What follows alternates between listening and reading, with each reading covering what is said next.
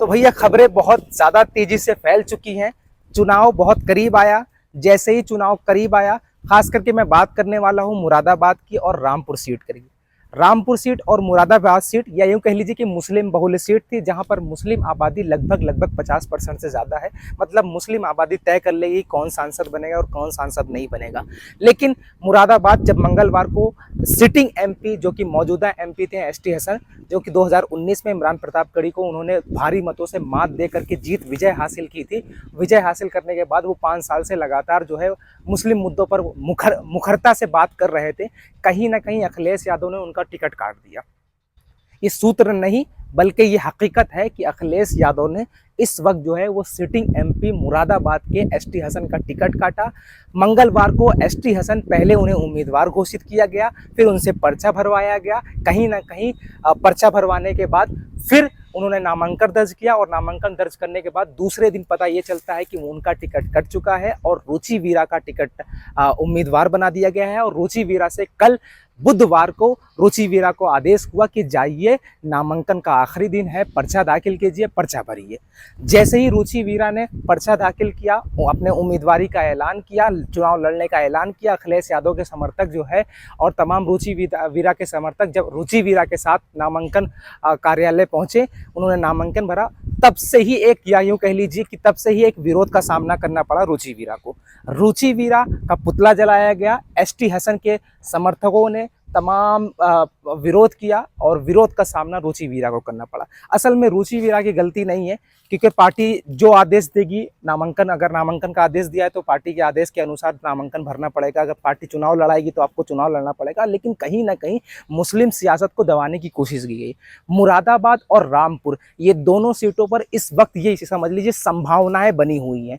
इस वक्त जो है कहीं ना कहीं मुसलमानों की सियासत को, मुसलमानों की राजनीति को कहीं ना कहीं दबाने की कोशिश की गई है। मुसलमान इस वक्त जो है रामपुर और मुरादाबाद, ये ऐसी सीट है जहां पर 50% से ज्यादा आबादी मुसलमानों की है। मुसलमान तय कर लेता है कि लोकसभा में कौन हमारे लिए आवाज उठाएगा। सिटिंग एमपी मुरादाबाद के साथ इस वक्त मुरादाबाद एसटी हसन के साथ धोखा कर दिया गया है। धोखा करने वाले का नाम मुखिया अखिलेश यादव है। बताया यह जा रहा है कि आजम खान के करीबी रुचि वीरा को टिकट दे दिया गया है, जो कि आजम खान के करीबी थी। लेकिन सिटिंग एमपी, बड़े अफसोस की बात है कि जो इमरान प्रतापगढ़ी को भारी मतों से हरा करके आया हो, लड़ करके आया हो, जमीनी स्तर पर इस वक्त जो है जमीनी स्तर पर मेहनत करके दूसरों को हरा करके सिटिंग एमपी रहा हो और एमपी रहने के बाद भी मुखरता से जनता के मुद्दे लोकसभा में रखता रहा हो और उसका टिकट काट दिया जाए।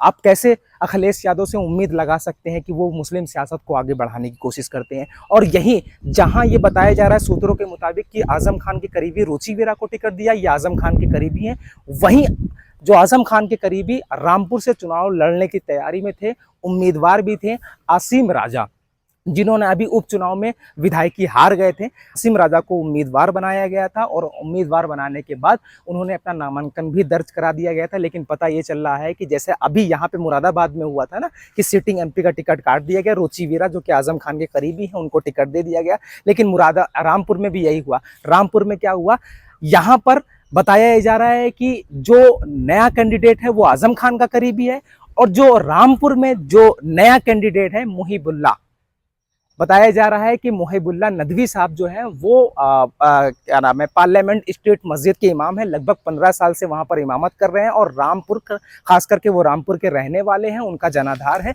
लेकिन आसिम रजा जो कि ज़मीनी स्तर से मेहनत कर रहे थे, लोकसभा चुनाव लड़ने की तैयारी कर रहे थे, लोकसभा चुनाव में काफ़ी मेहनत की थी, आसिम रजा का टिकट काटा गया और मुहिबुल्ला नदवी साहब को कह दिया उम्मीदवार बना दिया गया और उन्होंने कल नामांकन भी भर दिया गया।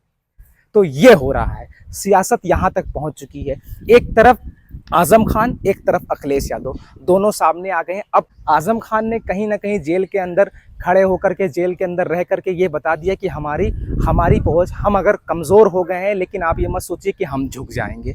आजम खान ने कहीं ना कहीं अखिलेश यादव को पूरी तरीके से झुका दिया है और अखिलेश यादव को इस वक्त विरोध का सामना भी करना पड़ रहा है। लेकिन जो भी अखिलेश यादव ने किया, जो भी मुसलमानों की सियासत जो है को कहीं ना कहीं दबाने की कोशिश की गई, कुचलने की कोशिश की गई, जो भी सिटिंग एमपी का टिकट काटा, वो यकीनन गलत था, विरोध का सामना करना पड़ेगा और ये जो फैसला लिया है आला कमान ने, इसका खामियाजा भुगतना पड़ेगा। और दिलचस्प बात ये है, हम लोग नजरें गड़ाए रखें, आगे बहुत कुछ बदलेगा, संभावनाएं बहुत होती हैं। ये चुनाव है, चुनाव की संभावनाएं बढ़ती जाती हैं, घटती जाती हैं, नई तारीखों का, नई संभावनाओं का, नई सोच का ऐलान होता रहता है। लेकिन सवाल ये है कि वो सोच जो है वो कहाँ तक जाएगी, सवाल ये है कि मुद्दा कहाँ तक रहेगा, सवाल ये है कि अब जो है मुसलमानों की सियासत किस तरफ जाएगी, क्या रुख मोड़ आ जाएगा। और बताया ये भी जा रहा था कि मुरादाबाद में जैसे ही एसटीएसएन का टिकट कटा, वैसे ही एमआईएम ने भी अपने प्रत्याशी का ऐलान कर दिया। लेकिन शौकत अली का ट्वीट ये आया कि किसी भी तरीके से हमने बी फॉर्म नहीं दिया है उम्मीदवार को, हमने किसी को भी टिकट नहीं दिया है। अब देखना बड़ा दिलचस्प होगा कि आखिर सियासत कहाँ तक ले जाएगी, किस तरह से विरोध का सामना करना पड़ेगा। ऐसे ही तमाम जो है राजनीतिक जानकारी के लिए, राजनीतिक अपडेट के लिए मुझे अभी सब्सक्राइब कीजिए और ज़्यादा से ज़्यादा इस वीडियो को शेयर कीजिए।